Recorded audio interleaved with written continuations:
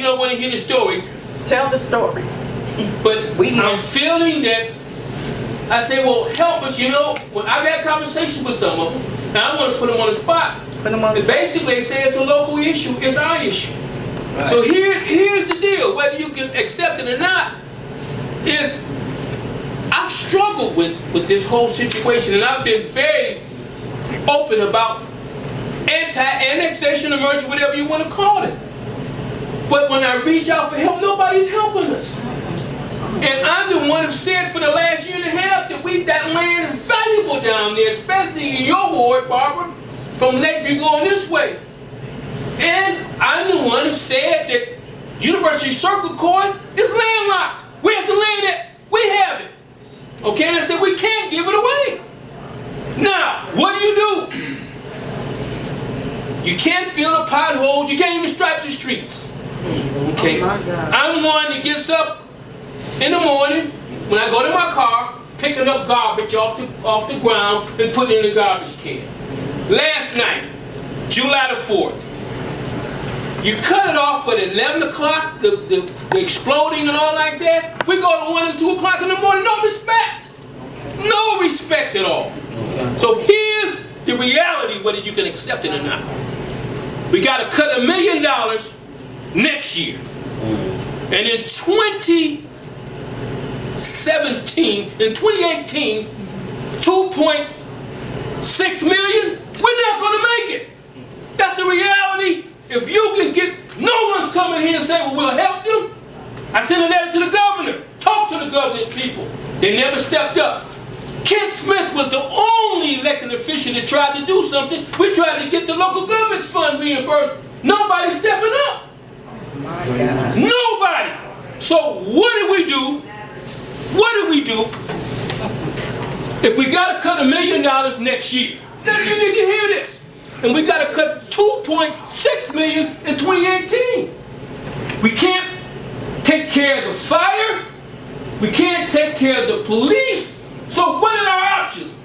Did we put together the best commission to leverage this thing the best we can? Maybe we'll be able to survive. But the options are gone. Nobody's stepping up. You know, it amazes me when I pray about this thing. Not one person at the higher level will help East Cleveland. Will step in. Have you heard anything? Have you? From any of them at the top? I'm talking about senators and congressmen in this area. Have you heard anything, Robert Thomas? You have not. So what do we do? What do we do? If nobody's stepping in to help us, there's no resources, etc. The only one that seems to have an interest, if they really do, is Cleveland.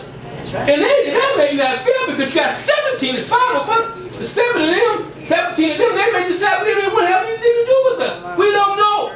But we will not survive 2017 if we cut $1 million. Now, if you can, and I'll talk to you after I get through, if you can bring me someone who's going to bring us money and bring us resources. I mean, I think in the last 2 years I must have been to 20, 30 meetings on this stuff. 20, 30 meetings, so it's been comprehensive, and I'm the only one that brought these experts in here to state the option is people will eventually have to vote on this. But no one from Cleveland Clinic, no one from the corporate, no one from the foundation to step in and say, well, we'll help East Cleveland. Why would they not? Why would they not? People like you. So here's where we are. Come together, right? We don't have any options. That's what you do. And this is the practicality of the situation. And I put more time in this thing than anybody sitting up here. We're running out. We have no options. Nobody stepping in to help us. No resources. We can't take care of the fundamental things like paving streets, striping streets. I go on and on. So we almost have no options. So what is the wise thing to do? Joei Graham, the wise thing to do is we need to leverage this thing the best we can for the citizens of East Cleveland. With one vote. We got to leverage this situation. If not, we're history. And guess what? If we let this thing get to the 11th hour of closing, and the state comes in here, Coy Bush, we're through. They're going to do what they want to do. Okay? The corporate people to get what they want to get. No corporation to step in here and say, well, we'll help you. It ain't happening. It's not happening. You got to help yourself. We got to help ourselves, and we're not. That's why y'all got brains. The most important discussion that's going on, quiet, old man, quiet. I listen when you, we should be united, Yes. But Everybody in this government, I'm talking about just not the council people, even though Jack is here and Willem, the man need to be here. We're talking about possibly giving up the city eventually. There's no excuse to be absent from these kind of discussions. We are between a rock and a hard place, and I don't see the options. If you can give me some options, I will take $1 million. One voice speaking as a whole. Y'all have nothing I don't show Your Congress folks. I don't see it. Y'all have nothing to this Not city. no individual. The beer. Protocol. Well, Collective. first of all,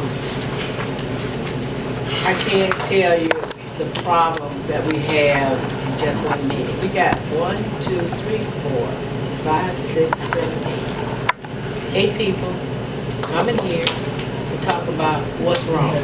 Out of, well, 10. Out of 17,000. What is it? Out of 17,000 individuals. I am saying ain't no way on God's green earth that we cannot refurbish and rebuild East Cleveland. And I keep saying I've been here over 50 years, and I started right down there on Collier Road. Took me 16 years to refurbish my house. But what about East St. Louis? What about Minneapolis? I'm not talking about Detroit. What about Minneapolis? What about the other areas that have been impoverished and have been brought back? And I hate to hear what we say about officials out there. And let me give you an example. Kent Smith. Ain't nothing. Kent Smith Ain't nothing. knew when you asked him about the rainy day fund that it was raining all over the earth. Kent Smith needed to be elected. So he wrote his little legislation and he got it up there, knowing that you were not going to give East Cleveland no rainy day fund because there were other areas that it was raining all over. And if you had to give East Cleveland some, you got to give the other ones. No, you don't. There's 5, yes you do. There's 5 entitled cities. Stokes gave us that entitlement. That's right. That's right. We have done nothing with it. While he was here and with us, he pushed for us. He gave us what. But I am sick and tired of us standing up here trying to beg outside officials to give us something. Well, we can do it. And if you talk about grants, we never had a grant writer. A lady came here, and I'm going to tell you, Mr. Lucas, a lady came here and offered her services, and a grant writer, renowned, and offered them free of charge, and she was denied. Come on. Okay? What you do is when you first started, you take people and put them like cream on the top, give them the money, and all they did was take cipher off the money from East Cleveland. And you could have started with Heron Road Hospital. You didn't have to give away Heron Road Hospital. I begged them not to do it. You could have took all this mass, set it over there in Heron Road